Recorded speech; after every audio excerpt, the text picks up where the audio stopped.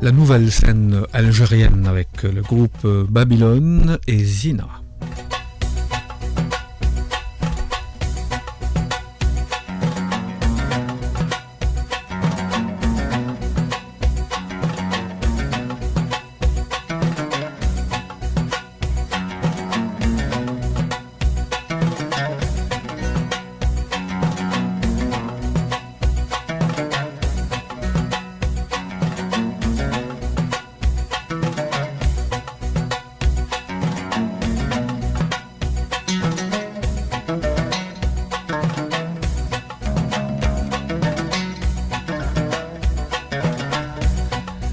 Au 021 48 2 x 15 sur Alger 3, parlez-nous de vous.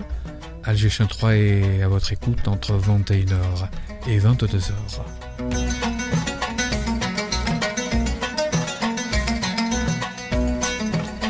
Souad, bonsoir. Bonsoir, Abdou. Comment allez-vous? Oui, très bien, et vous-même? Ça va, merci. Vous nous appelez de Batna. Bien sûr, je vous appelle de Batna. Et qui ne connaît pas Batna? Vous avez envie de nous parler de Batna ce soir? Oui, un petit peu de Batna, pas la ville en elle-même, mais un petit peu des problèmes sociaux qui s'y passent aussi. Qu'est-ce que vous faites dans la vie, Souad? Je suis architecte de profession, je gère un bureau d'études privées. Oui. Et j'ai l'occasion, depuis 15 ans, je préside une association à caractère social. C'est une association de wilaya. L'association s'appelle El Bara'a. En arabe, en français, ça veut dire l'innocence. Et elle traite de l'enfance, justement, de l'innocence de l'enfance. Et puis, cette enfance qui est quand même victime des erreurs des adultes, victimes d'abandon, victimes de maltraitance, victimes de pas mal de problèmes, qui un petit peu font de cette enfance une catégorie très très très fragile. Donc est vulnérable aussi. Oui. Et à travers ton émission, Abdou, là, j'ai un petit peu l'occasion de lancer un message aussi pour qu'on s'occupe un petit peu qu'on fasse attention à l'enfant parce que c'est l'avenir des nations et que les parents assument leurs responsabilités envers l'enfance parce que l'enfant, il ne choisit pas ses parents et nul ne choisit ses parents, mais il faut aussi avoir quand même assumé ses responsabilités envers notre enfant parce que un enfant livré à lui-même, c'est un enfant quand même dont l'avenir est incertain et aussi il sera quand même aussi livré à beaucoup de problèmes sociaux tels que la drogue, tels que ça sera tous les problèmes sociaux que rencontrent toutes les sociétés, mais particulièrement quand nous parlons de notre société. On est censé quand même avoir des principes, on est censé donner de l'importance à la famille, qui est quand même la base de la société, qui est la première école. Et là, il y a quand même des cas, nous rencontrons sur le terrain une autre réalité, une réalité qui est très triste. Il y a des enfants qui souffrent parce que on les abandonne parce que ils sont handicapés. On les abandonne parce qu'il y a des problèmes, des conflits entre couples. On les abandonne aussi dès la naissance. Des fois, ils sont nés sous X. Donc, ils sont privés complètement de famille et d'identité. Et toute cette population infantile qui va grandir un jour, elle va vraiment souffrir. Et le résultat est là. Elle est menacée quand même de beaucoup de problèmes graves, plus tard, de problèmes psychologiques, à travers leur personnalité. Ces enfants-là ne veulent pas être des enfants équilibrés, donc il faudrait les suivre. Et là, comme nous, en tant qu'association, nous les suivons dès leur bas âge.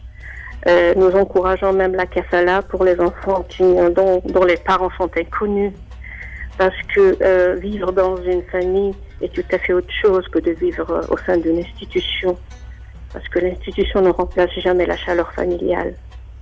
Et ça, et la chaleur familiale, l'affection sont de facteurs très importants pour le développement de la personnalité de l'enfant. Je pense qu'il faudrait que les parents, tout adulte devrait assumer ses responsabilités, aussi son erreur, et puis aussi essayer d'être de moins en moins égoïste et de penser beaucoup plus à l'enfant, à son avenir, parce que quand on ne pense pas à l'enfant, c'est lui finalement la véritable victime de tous les problèmes sociaux et tous les problèmes familiaux. J'ai l'impression. Qu'est-ce qui vous a poussé à créer cette association, Sored? C'était un petit peu, des fois c'est un peu le hasard qui a fait les choses. J'allais rendre visite à une personne que je connaissais quand j'étais enfant, parce c'était une amie à la famille à l'époque et elle n'avait plus personne. Elle résidait au SPH, au foyer des personnes âgées ou handicapées. Et là, à Batna, à l'époque, je parle des années 99, hein, le SPH, qui est le foyer pour enfants, le SPH, c'est le foyer pour personnes âgées handicapées, se situait dans un endroit un petit peu en retrait de la ville de Batna. Et puis il y avait une aile. Quand je lui rendais visite de temps en temps, je voyais toutes les pensionnaires, il y avait une aile où résidaient des bébés. C'était des enfants abandonnés. Des bébés et des enfants qui devaient avoir jusqu'à l'âge de 4-5 ans aussi. Parce que la pouponnière accueille des enfants de 0 à 6 ans. Et puis après 6 ans, ils sont scolarisés ailleurs. Ils sont transférés vers un autre centre qui est situé à 35 km de Batna. Et bien, c'était un petit peu la visite. Alors, j'avais fait une visite et comme la directrice m'avait permis de rendre visite aux enfants, j'avais fait ma tournée. J'avais eu beaucoup de peine pour ces enfants qui n'avaient pas de famille, donc ils résidaient au sein d'une institution. Et puis, les conditions n'étaient pas très favorables à l'époque. Maintenant, bon, il y a eu une construction après d'une pouponnière. À l'époque, il n'y avait pas une pouponnière, c'était uniquement un pavillon. Très réduit, pas d'espace de jeu, pas d'espace vert, c'était un petit peu délicat à l'époque. Et puis j'avais remarqué un bébé, une petite fille nouveau-née, devait avoir 3 mois, très très mignonne, et puis qui me souriait comme ça. Et puis j'étais attirée par ce bébé-là, et je voulais l'adopter. Enfin, la kafala, quoi, dans le cadre de la kafala. Mmh. Puis quand j'avais posé la question à la directrice, quelles étaient les démarches à entreprendre, elle m'avait dit comment tu as 3 filles et tu as envie d'adopter une petite fille. À ta place, j'aurais choisi un garçon. J'ai dit non, c'est pas ça, c'est parce que je me suis sentie attirée par ce bébé. Et quelques jours après, je reviens vers elle et je lui dis, tu sais, moi j'ai réfléchi. L'idée d'adopter un bébé, finalement, c'est pas la solution. J'ai dit parce que je peux sauver un bébé. Donc moi j'ai envie de les aider tous. Et c'est dans ce cadre-là, il fallait les aider dans un cadre légal. Et le cadre légal, c'était la création d'une association. C'est comment le point de départ de cette association a été comme ça. C'est vraiment une belle histoire, Sored. C'est tout à fait une histoire tout à fait vraie, parce que c'était la vérité. Et c'est comme ça que, d'ailleurs, on me pose tout le temps la question, comment est venue l'idée de la création de l'association. Et c'est comme ça que je répète tout le temps la même histoire, parce que c'était un pur hasard, disons. Parce que finalement, j'allais au foyer des personnes âgées, et c'est en remarquant ce pavillon, je suis passée, et c'est comme ça que c'est née cette idée, après d'avoir été attirée par ce bébé, qui est une très très belle petite fille. D'ailleurs que je garde, à l'époque elle devait avoir 3 mois, maintenant Allah Iberk, c'est une jeune fille. Allah Iberk, oui. Ouais. 15 ans après, c'est une jeune fille. Vous l'avez revue? Non, je ne l'ai jamais revue parce qu'elle a été placée au sein d'une famille d'accueil. Elle a été adoptée par une famille dans le cadre de la kafala. J'ai demandé après elle et j'ai su qu'elle a été adoptée, placée dans une famille dans le cadre de la kafala. une famille de Constantine. Alors, en tant que président de cette association, quand vous êtes face à des enfants qui ont encore leurs parents, mais peut-être avec des problèmes, est-ce que vous arrivez à régler ces problèmes entre les enfants et les parents, à rendre heureux ces enfants, avec la famille, avec leurs parents? Vous avez été face à une situation pareille? Oui, très peu de situations, parce que les parents, généralement, quand ils abandonnent leur enfant, c'est très très rare qu'ils le reprennent. Parce que généralement, c'est un peu la démission des parents. C'est presque d'abord dans le cas où l'enfant est handicapé physique et moral aussi. Il est abandonné. Parce que les parents carrément ne prennent plus la peine de s'occuper d'un enfant handicapé. Pourtant, même si c'est leur propre enfant. Et ça, c'est très délicat de les convaincre de le reprendre. Donc, ils le mettent à la disposition de l'État, c'est-à-dire ils le placent dans un foyer pour enfants abandonnés.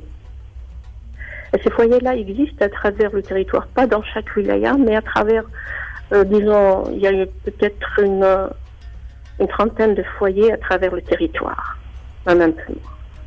Donc, il y a ce problème-là. Et il y a le problème de rejet. C'est un petit peu un rejet, parce qu'il y a des enfants qui font des fugues. Et quand on les rencontre, on les place dans un foyer en attendant, parce que ça, c'est la procédure judiciaire. La police, quand il les trouve, il les place directement, bien sûr, avec un mandat du procureur général au niveau du centre qu'on appelle le foyer pour enfants assistés, pour les protéger de la rue. Et puis, il y a là une petite enquête qui s'ouvre, parce que des fois, l'enfant ne dit pas toute la vérité parce qu'il a peur. Et puis, quand on prend contact, et puis quand on lui rend visite, et on le suit, et il commence à tout dire, à tout déballer, suivi avec un psychologue, etc. Et quand il dit la vérité, là, on sait où se trouvent ses parents, etc. Et c'est très difficile après. Même lui ne veut plus rentrer chez lui parce qu'il a très peur. Oui. Et ça, on remarque que, alors quand c'est une fille, c'est encore pire. Quand il s'agit d'une fugue féminine, le problème est encore plus grave, doublement grave. Parce que les enfants, les parents ne veulent plus rien savoir. Ils ne veulent plus accepter cette fille. Par contre, c'est un garçon, c'est un demi-mâle parce qu'ils peuvent, disons, passer un petit peu l'éponge et redémarrer à zéro. Et il y a toujours, on a beau parler, c'est-à-dire les parents ne sont pas encore, on n'est pas arrivé au stade de la compréhension, de la communication, d'un suivi psychologique. Pour les parents, et c'est généralement les parents là où il n'y a pas du tout de communication au sein de la famille. Ces problèmes se passent. Donc, suite à tous ces problèmes-là, des fois, les parents refusent de reprendre leur enfant, donc ils demeurent dans l'institution. Ce qu'on appelle les enfants en danger moral. Souad, merci beaucoup pour tout ce que vous faites. Vous êtes architecte et vous êtes président de cette association à Batna. Merci. De nous avoir parlé de cette association. Merci pour votre appel ce soir. C'est moi qui vous remercie, Abdou, et j'espère que nos auditeurs quand même ont compris qu'il y a encore des problèmes, que le terrain et la réalité est tout autre que la vie quotidienne, parce que je veux que la population en Algérie comprenne et découvre et prenne en considération cette catégorie de population qui est très très fragile, qui est l'enfance abandonnée. Merci beaucoup, Souad. Bonne soirée. Merci beaucoup. À bientôt. Au revoir. À bientôt. Au revoir. Au revoir.